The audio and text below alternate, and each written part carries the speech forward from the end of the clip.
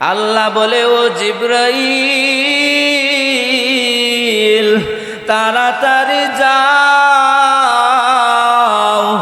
আমার বন্ধুর কান্না আসমান সহ্য করতে পারবে না, আমার বন্ধুর কান্না জমিন সহ্য করতে পারবে না, আমার বন্ধুর কান্না আমি আল্লাহ বরদাস্ত করতে পারবো না। ও জিবরাইল তুমি তাড়াতাড়ি যাও, মায়ার নবীকে গিয়া সান্ত্বনা দাও। মায়ার নবী যদি বলে তুমি তায়েফের জমিন ধ্বংস করিয়া দিবা, জিবরাইল আমিন এসে মায়ার নবীকে ডাক দিয়া কয়, ও মায়ার নবী,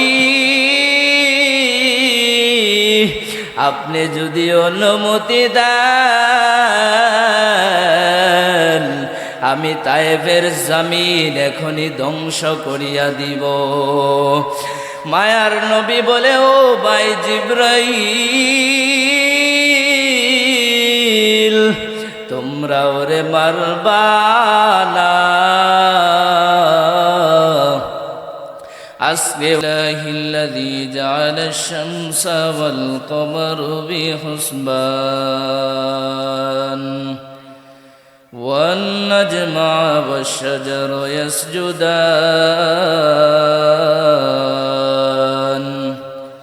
وفضل زمانا على زمان وإنسانا على إنسان ونشهد أن لا إله إلا الله وحده لا شريك له لا ضد له ولا ند له ولا مثل له ونشهد أن سيدنا وسندنا وحبيبنا وحبيب ربنا وطبيبنا وطبيب قلوبنا ومولانا محمدا عبده ورسوله صلى الله تعالى عليه وعلى آله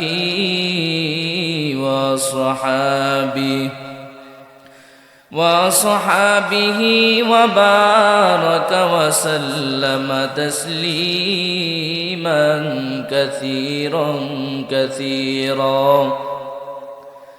أرسله الله تعالى بالحق بشيرا ونذيرا وداعيا إلى الله بإذنه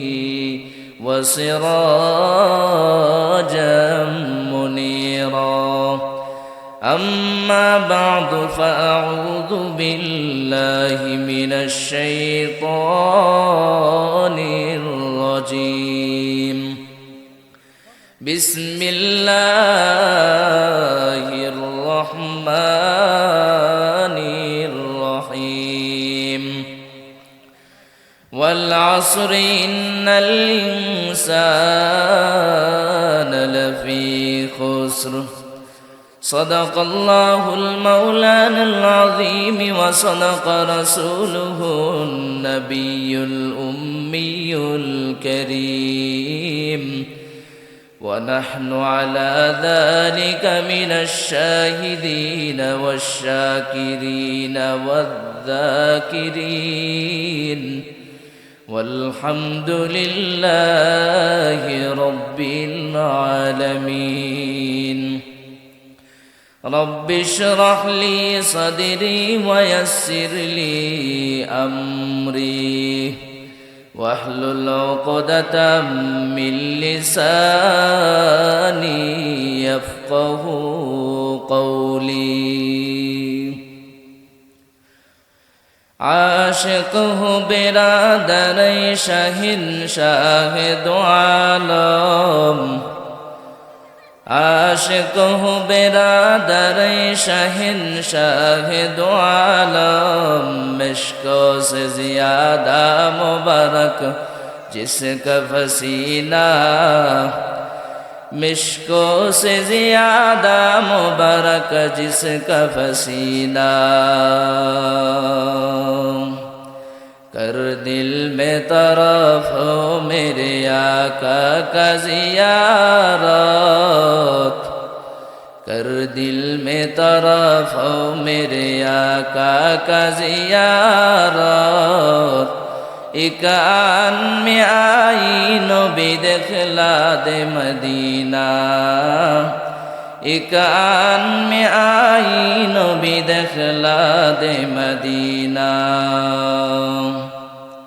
एक चश्मे ज़दन गाफिल ज़ा शाह नबाशी एक चश्मे ज़दन गाफिल ज़ा शाह नबाशी शायद गिलगाहे कुनदागार नबाशी शायद गिलगाहे कुनदागार नबाशी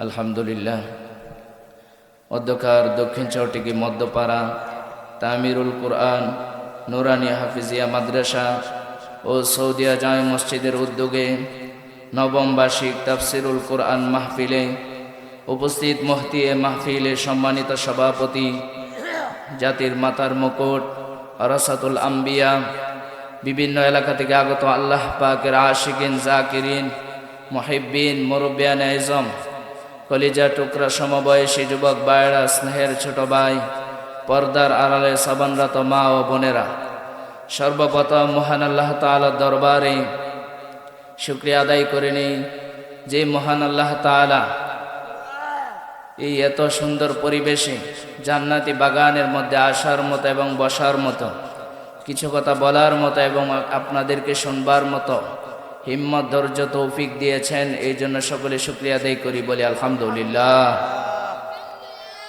লক্ষ কোটি দরুদ ও সালাম সাইয়্যিদুল মুরসালিন রাহমাতুল লিল আলামিন শফিউল মুজনিমিন খাতামুন নবিয়্যিন শফিয়ে মাহশর সাকিয়ে কাউসার আকায়ে নামদার আফতাবে নবুওয়াত ফখরে মওজুদাত সাইয়্যিদুল মখলুকাত হযরত মুহাম্মদ সাল্লাল্লাহু আলাইহি ওয়াসাল্লামের উপর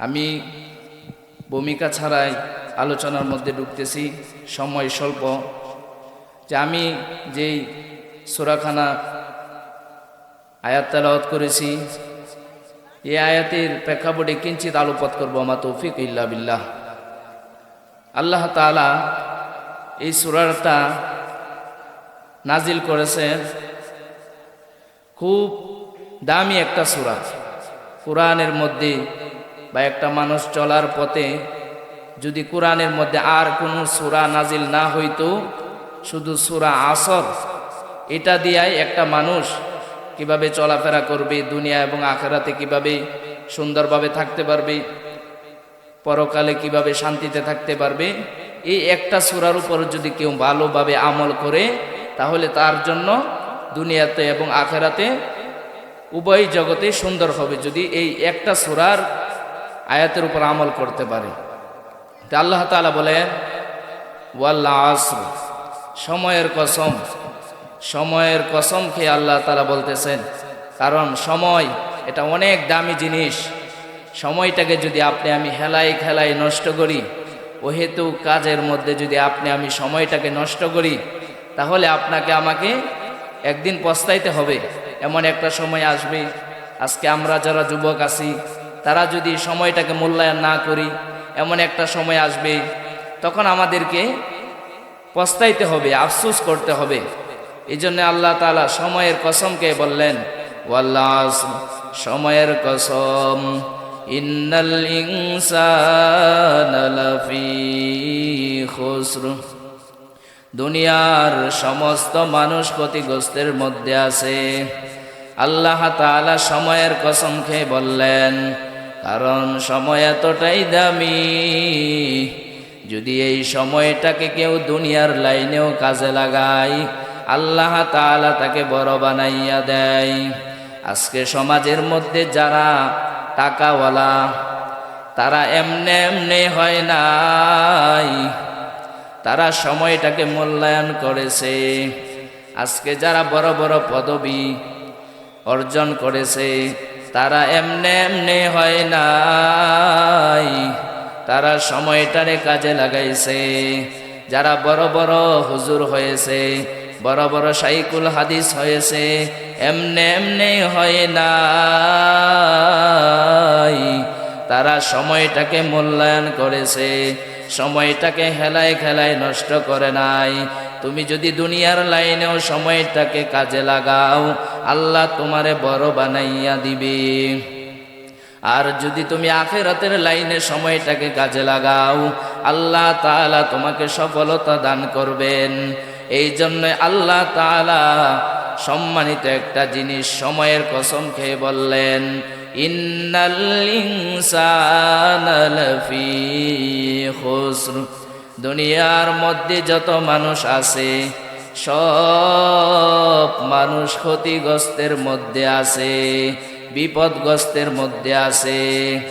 আল্লাহ তাআলা বলেছেন, সমস্ত দুনিয়ার মধ্যে যত মানুষ আছে সবাই জাহান্নামের মধ্যে আছে, কিন্তু যার ভিতরে 4টা গুণ থাকবে ওই ব্যক্তি ক্ষতিগ্রস্তের মধ্যে নাই। এর মধ্যে প্রথম নাম্বার গুণ হচ্ছে ইল্লাল্লাযীনা আমানু। যারা ঈমান আনয়ন করবে, যারা ঈমানটাকে মজবুত করবে, যারা ঈমানের প্রতি শ্রম দিবে, যারা ভালোভাবে ঈমান আনয়ন করবে, তারা ক্ষতিগ্রস্তের মধ্যে নাই। কার মতো ঈমান আনয়ন করবা? আপনার আমার যে ঈমান, এই ঈমান দিয়া আল্লাহর কাছে কোনো কিছু আশা করা যায় না। কার মতো ঈমান আনবা? আল্লাহ তাআলা পবিত্র কোরআনের মধ্যে বলেন, আমিনু কামা আমানান নাস। তুমি ঈমান আনয়ন করবা সাহাবায়ে কেরামের মতো। সাহাবায়ে কেরাম কেমন ঈমান এনেছেন? তাদের ঈমানটা কত শক্তিশালী ছিল। তারা শত জুলুম সহ্য করার জন্য প্রস্তুত ছিল, কিন্তু ঈমান দিতে রাজি হয় নাই। সাহাবায়ে কেরামের মতো ঈমান আনতে হবে। সাহাবায়ে কেরাম কেমন ঈমান এনেছেন? হযরত বেলাল রাদিয়াল্লাহু তাআলা আনহু এই ঈমান টিকিয়ে রাখার জন্য কত কষ্ট করেছেন। গরম বালুর মধ্যে, মরুভূমির বালুর মধ্যে তাকে শোয়াইয়া টানা হেঁচড়া করা হইতো, কত নির্যাতন করা হইতো, এরপরেও সে ঈমান ছাড়ে নাই। কত কষ্টের শিকার হয়েছেন, জুলুমের শিকার হয়েছেন, এরপরেও ঈমান ছাড়ে নাই। আজকে তোমার আমার এমন ঈমান, একজনে যদি কিছু টাকার লোভ দেখায়, তোমার আমার ঈমান বিক্রি হয়ে যায়। এই ঈমান দিয়া পরকালে কোনো কিছুই আশা করা যায় না। এই জন্য একমাত্র ঈমান আনতে হবে আল্লাহর জন্য। আল্লাহর জন্য যদি আমরা ঈমান আনতে পারি এবং সাহাবায়ে কেরামের মতো যদি ঈমানটাকে মজবুত করতে পারি, আল্লাহ তাআলা তোমার আমার জন্য পুরস্কার হিসাবে রাখছেন জান্নাত। এই জন্যই আমাদের সকলকেই ঈমানটাকে মজবুত করতে হবে। পারবো না ইনশাআল্লাহ? ঈমানের পথে অবিচল থেকে আমার মরণ যেন হয়, বলি আমিন। ঈমানের পথে অবিচল থেকে আমার মরণ যেন হয়। তোমারি কাছে মিনতি আমার, তোমারি কাছে কাছে মিনতি আমার, মহামহিম দয়াময়। ইমানের পথে অবিচল থেকে আমার মরণ যেন হয়। ইমানের পথে অবিচল থেকে আমার মরণ যেন হয়। এই জন্য আমরা সকলেই সব সময় আল্লাহ তাআলার কাছে দোয়া করব যেন আমরা ঈমান নিয়ে মরতে পারি। মৃত্যুর আগ পর্যন্ত যেন আমরা ঈমানটাকে মজবুত করে আমাদেরকে যেন কোনো নাস্তিক মুরতাদ যেন আমাদেরকে কিনে নিতে না পারে। আমাদের ঈমান যেন আপনার আমার এই 2 টাকার কাছে যেন বিক্রি না হয়ে যায়। সাহাবাই কেরামের মতো ঈমান আনতে হবে। দেখেন আজকে আমাদের সমাজের মধ্যে পথভোলা মানুষ আল্লাহকে চেনে না, চেনার চেষ্টাও করে না, ঈমান কি জিনিস জানে না, জানার চেষ্টাও করে না। এই জন্য তারা দুনিয়ার পিছে সময় দিতে দিতে আখিরাতের কথা তাদের মাথার মধ্যে নাই। তারা দুনিয়াকে নিয়ে ব্যস্ত হয়ে গেছে। এজন্য আমরা সকলেই এই চেষ্টা করতে হবে যেন আপনার আমার ঈমানটা যেন কোনো জায়গার মধ্যে সামান্য কিছু টাকার লোভে, কোনো কিছুর লোভে যেন বিক্রি না হয়ে যায়।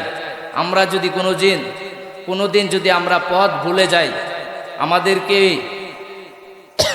আল্লাহ তাআলার কাছে দোয়া করতে হবে আমরা যেন কোনো দিন পথ না ভুলে যাই, দিনের উপর যেন অবিচল থাকতে পারি, অটল থাকতে পারি। আল্লাহ তাআলার কাছে দোয়া করতে হবে যদি কোনো দিন পথ ভুলেও যায়, আল্লাহ তাআলা যেন আপনাকে আমাকে আবার হেদায়েতের উপর থাকার মতো তৌফিক দান করে, বলে আমিন। কখনো তোমাকে যদি ভুলি, হেদায়েতের আলো জেলে নিও কাছে তুলি। কখনো তোমাকে যদি ভুলি, হেদায়েতের আলো জেলে নিও কাছে তুলি। দয়া করো মায়া করো, দয়া করো মায়া করো, ও হে দয়াবান। তুমি রহমান, তুমি মেহেরবান। অন্ধ গাহে না শুধু তোমার গুণগান, বুঝেও বুঝে না তো বসান। তুমি রহমান, তুমি মেহেরবান। এই জন্যই সর্বপ্রথম আমাদের ঈমানটাকে মজবুত করতে হবে। আপনার আমার ঈমান যদি মজবুত থাকে, একটা মানুষকে কোনোদিন তাকে যতই শাস্তির ভয় দেখানো হয়, সে অন্যায় থেকে বিরত থাকতে পারে না। তার ভিতরে যদি আল্লাহর ভয় থাকে, ঈমানটাকে যদি সে তরতাজা রাখতে পারে, ঈমানটা যদি শক্তিশালী হয়, তাহলে এই ব্যক্তির দ্বারা কখনোই খারাপ কাজ করা সম্ভব না। আজকে আপনি আমি যতই আইন প্রয়োগ করি না কেন, একটা মানুষ এই আইনের ভয়ে কোনোদিন গুনাহ ছাড়তে পারে না। কারণ আইন সব জায়গার মধ্যে নাই। অন্ধকারের মধ্যে সেখানে কেউ থাকে না, কোনো আইন থাকে না, কোনো আদালতের কোনো মানুষ নাই, সেখানে সে চাইলে গুনাহ করতে পারবে আইনকে ফাঁকি দিয়া। কিন্তু তার ভিতরে যদি ঈমান থাকে, আল্লাহর ভয় থাকে, ওই ব্যক্তি কখনোই গুনাহ করতে পারবে না। কারণ সে কেউ না দেখুক, একজন দেখতেছে, তিনি কে? আল্লাহ দেখতেছে। এই জন্য সর্বপ্রথম আপনার আমার ঈমানটাকে মজবুত করতে হবে। এই জন্যই প্রথম নাম্বার গুণ বলেছেন ইল্লাল্লাযীনা আমানু। 2 নাম্বার গুণ হচ্ছে ওয়ামিলুস সলিহাত। আপনাকে আমাকে ঈমান আনয়ন করার পর নেক আমল করতে হবে। নেক আমলটা তুমি আমি দুনিয়ার কোনো মানুষকে খুশি করার জন্য করব না, একমাত্র আল্লাহ তাআলাকে রাজি খুশি করার জন্যই করব। আল্লাহ তাআলা আরেক জায়গার মধ্যে বলেন, ইন্নাল্লাযীনা আমানু ওয়া আমিলুস সলিহাত কানাত লাহুম জান্নাতুল ফিরদাউসি নুজুলা। যদি কেউ ঈমান আনয়ন করে এবং নেক আমল করে, তার জন্য পুরস্কার হিসাবে আমি রেখে দিলাম জান্নাতুল ফিরদাউস। বলি সুবহানাল্লাহ। এই জন্যই নেক আমল করতে হবে একমাত্র আল্লাহ তাআলাকে রাজি খুশি করার জন্য, দুনিয়ার কোনো মানুষকে খুশি করার জন্য না, দুনিয়ার কোনো নেতাকে খুশি করার জন্য নামাজ পড়ব না, দুনিয়ার কোনো মানুষ আমাকে ভালো বলবে, আমাকে বাহবা দিবে, এই জন্য নামাজ পড়ব না, এই জন্য হজ করব না, মানুষ আমাকে হাজি বলিয়া ডাক না দিলে আমি বড় বেজার। এই হজ দিয়া আল্লাহর কাছে কোনো কিছু আশা করা যায় না। যা কিছু করব একমাত্র আল্লাহ তাআলাকে রাজি খুশি করার জন্যই করব। আল্লাহ তাআলাকে রাজি খুশি করার জন্য যদি নেক আমল করতে পারি, আল্লাহ তাআলা তোমার আমার জন্য পুরস্কার রাখছেন জান্নাতুল ফেরদাউস। এই জন্য প্রথম নাম্বার গুণ হচ্ছে ঈমানটাকে মজবুত করতে হবে, সাহাবাই কেরামের মতো ঈমান আনতে হবে। 2 নাম্বার গুণ হচ্ছে ওয়া আমিলুস সলিহাত, নেক আমল করতে হবে, আমলের মধ্যে যেন কোনো বেজাল না থাকে। আল্লাহ তাআলা আরেক জায়গার মধ্যে বলেন, ফামান কানা ইয়ারজু লিকা রাব্বিহি ফালইআমাল আমালান সলিহা ওয়ালা ইউশরিক বিইবাদাতি রাব্বিহি আহাদা। যদি কোনো বান্দা আমি আল্লাহর সাথে মোলাকাত করতে চাই, ওই ব্যক্তি যেন নেক আমল করে এবং এই আমলের মধ্যে যেন শিরিকের বিন্দু মাত্র গ্রাণ না থাকে। এই জন্য একমাত্র আল্লাহ তাআলাকে রাজি খুশি করার জন্যই ইবাদত বন্দিগি করব। তো 2 নাম্বার গুণ গেল নেক আমল। 3 নাম্বার গুণ হচ্ছে ওয়াতাওয়াসাউ বিল হক, হকের কথা সর্বদা বলতে হবে। হকের কথা ঝেল জুলুমের ভয়ে যদি আমি হক কথা বলা বন্ধ করে দিই, আল্লাহর আদালতে আপনাকে আমাকে কঠিন আযাব ভোগ করতে হবে। এর জন্য কঠিন জবাবদিহিতার কাঠগড়ায় দাঁড়াইতে হবে। এই জন্য আপনাকে আমাকে হকের উপর অবিচল থাকতে হবে। আপনার আমার মায়ার নবী কত কষ্ট করেছেন, হকের কথা বলার জন্য কত কষ্ট স্বীকার করেছেন।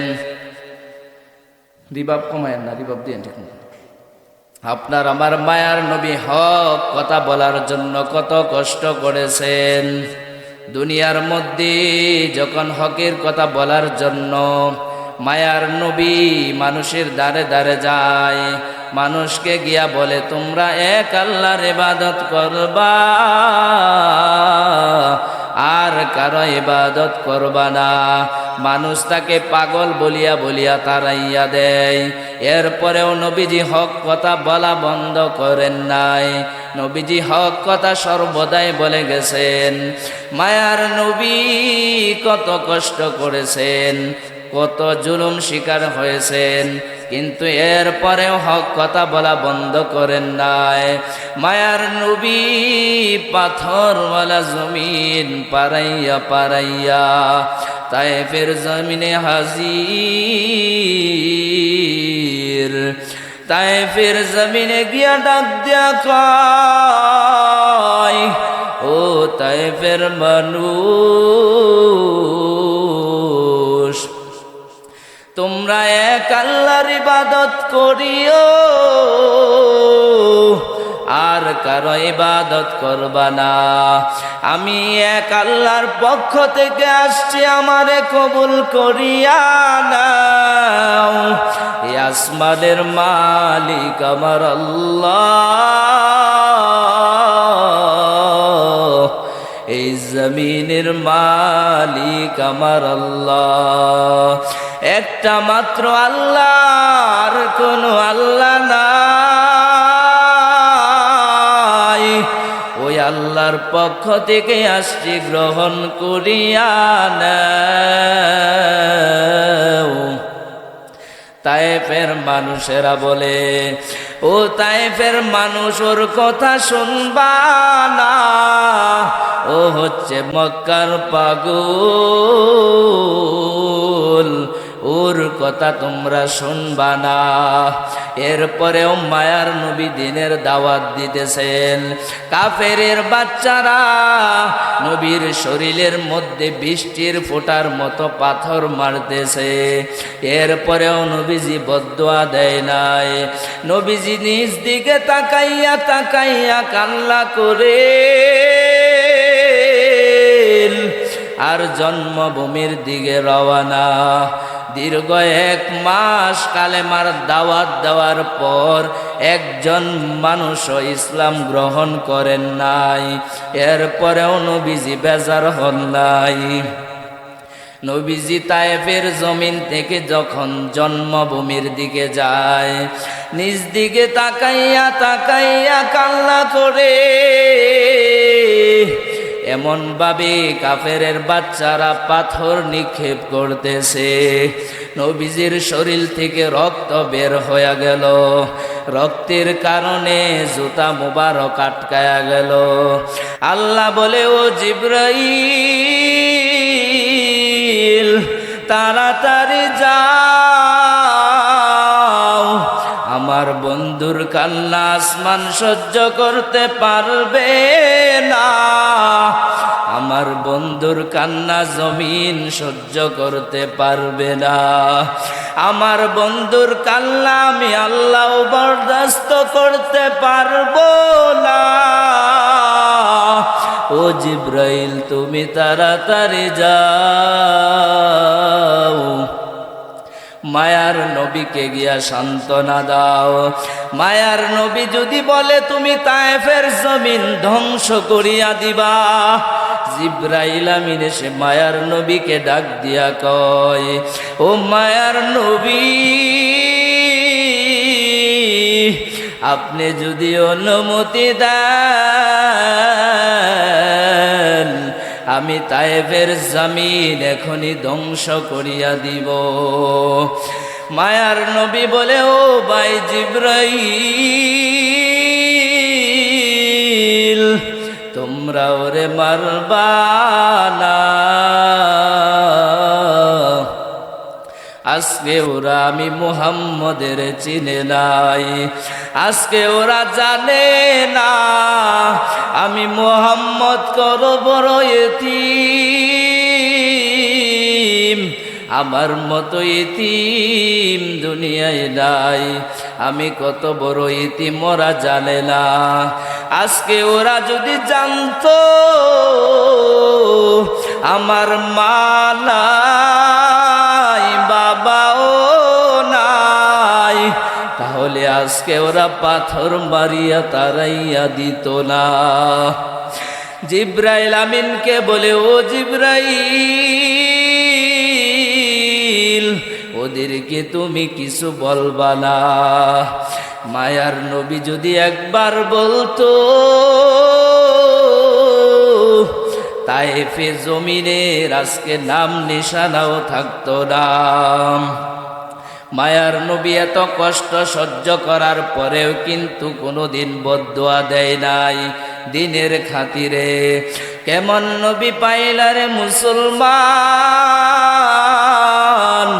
এখনো নবীরে চিল্লানা। যেই নবীর শরীর থেকে মেশকের ঘ্রাণ আসতো, আম্মা জান আয়েশা রাদিয়াল্লাহু তাআলা আনহা বলতেন, মায়ার নবীর গ্রাম মুবারক আমি বোতলের মধ্যে ভরিয়া রাখতাম, আর বড় বড় অনুষ্ঠান হলে সেটা মেশক আম্বর হিসাবে ব্যবহার করতাম। কেমন নবী পাইলারে যুবক,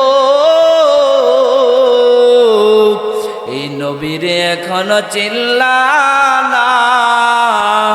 যেই নবীকে দেখার জন্য খেজুর গাছ কান্না করে করে জাজরা হয়ে গেল উস্তো নেহান। লালাজ হজরে রসুল, লালামি জাদ হামচুয়ার বাবে অকুল। ওই নবীরে আজকে তুমি আমি মুসলমানের ঘরে জন্ম নিয়াও নবীরে এখনো চিনতে পারলাম না। ওই নবীরে যদি চিন্তারে যুবক, তাহলে নবীর সুন্নত কাটিয়া নবীরে কাদাইতা না। কেমন নবী পাইলারে আশিক, যে নবীর আদর্শ দেখিয়া কত বেঈমান মুসলমান হয়েছে। কিন্তু তুমি আমি না চাইতে ওই নবীর উম্মত আল্লাহ বানাইছে। এরপরেও তুমি আমি নবীর সুন্নত মতো চলতে চাই না। কেমন নবী পাইলা? হযরত আদম আলাইহিস সালাম আল্লাহর কাছে কান্নাকাটি করতেন, আয় আল্লাহ, তুমি যদি আমারে নবী না বানাইয়া শেষ নবীর উম্মত বানাইতা, আমি নিজের জীবনটাকে বড় ধন্য মনে করতাম। কেমন নবী পাইলাম? ইমামুল আউয়ালিনাল আখিরিন বহরে সদকা রহমাতাল লিল আলামিন সৈয়দুল কাউনাইন খাতমুল মুরসালিন আখিরা মুদবুদ ফখরুল আউয়ালিন শুধু ওজুদাস রহমাতাল লিল আলামিন মসজিদে উশুদ হামারোয়ে জামিন। ওই নবীরে আজকে তুমি আমি চিনলাম না। ওই নবী দিনকে টিকিয়ে রাখার জন্য কত কষ্ট করেছেন। হক কথা বলার কারণে কত জুলুম নির্যাতন সহ্য করতে হয়েছে। এরপরেও হক কথা বলা বন্ধ করেন নাই। কেমন নবী পাইলাম? আমরা নবীকে এখনো চিনতে পারলাম না। ওগো নবীর উম্মতেরা হইয়াছি দিশাহারা, ওগো নবীর উম্মতেরা হইয়াছি দিশাহারা। কোরআন হাদিসের চলো যখন যাহা চাই মনে, নবী বিনে কি দরাবি ফুল সিরাত মিজানে, নবী বিনে কি দরাবি ফুল সিরাত মিজানে। উম্মতের কান্ডারি নবী কাঁদছেন উম্মতের লাগি, উম্মতের কান্ডারি নবী কাঁদছেন উম্মতের লাগি। এখনো কাঁদেন নবীজি শুয়ে মদিনার প্রাণে, নবী বিনে কি দরবে ফুল সিরাত মিজানে, নবী বিনে কি দরবে ফুল সিরাত মিজানে। চলো চলো চলো মুমিন চলো নবীর সন্ধানে, নবী বিনে কি দরবে ফুল সিরাত মিজানে। এমন এতিম নবী আমার, পিতা মাতা নাই যে তাহার। এমন এতিম নবী আমার, পিতা মাতা নাই যে তাহার। তারপরেও কত মারা মারলো তাকে দুশ্মনে, নবী বিনে কি দরাবে ফুল সিরাত মিজানে, নবী বিনে কে দাঁড়াবে ফুলসিরাত মিজানে। এই জন্য এই নবীকে আমরা চিনতে হবে, জানতে হবে কেমন নবী ছিল, নবীর আদর্শ কেমন ছিল। সাহাবাই কেরাম নবীর আদর্শকে গ্রহণ করার কারণে আজকে তারা এতটাই দামি হয়েছে। তাদের মতো দামি মানুষ ইতিপূর্বে ছিল না, এখনও নাই, ভবিষ্যতেও এমন সম্মানিত মানুষ আর আসবে না। এই জন্য সাহাবাই কেরাম নবীকে অনুসরণ করিয়া তারা আজকে দামি হয়েছেন। আপনি আমিও যদি নবীকে অনুসরণ করতে পারি, অনুকরণ করতে পারি, তাহলে আপনি আমি দামি হয়ে যাব। আল্লাহ তাআলা আপনাকে আমাকে দামি বানায় দিবে। এই জন্য প্রথম গুণটা বলেছিলাম, 4টা গুণের প্রথম নাম্বার গুণ ইমানটাকে পরিশুদ্ধ ইমান আনয়ন করতে হবে, ইমানের মধ্যে কোনো ভেজাল যেন না থাকে। এরপরে 2 নাম্বার নেক আমল করতে হবে, আমলের মধ্যে কোনো শিরিক ঢুকানো যাবে না। 3 নাম্বার গুণ হকের কথা সর্বদা বলতে হবে, হকের কথা কোনো দিন কোনো নেতার ভয়ে, কোনো আইনের ভয়ে পিছপা হওয়া যাবে না, হকের কথা বলতেই হবে। আপনার আমার নবী কত হক কথা বলার জন্য কত জেল জুলুমের শিকার হয়েছেন, এরপরেও হক কথা বলা বন্ধ করেন নাই। নবীজিকে কত কষ্ট দেওয়া হয়েছে, আপনার আমার শরীর তার চাইতে বেশি দামি হয়ে যায় নাই। নবীজি এত কষ্ট করতে পারলে আপনি আমি কেন পারবো না? এই হককে টিকিয়ে রাখার জন্য নবীজি যদি এত জেল জুলুম সহ্য করতে পারে, আপনি আমার জীবন তার চাইতে বেশি দামি হয়ে যায় নাই। নবীর গালের মধ্যে যদি চর মারা হতে পারে, আপনার আমার গাল তার চাইতে বেশি দামি হয়ে যায় নাই।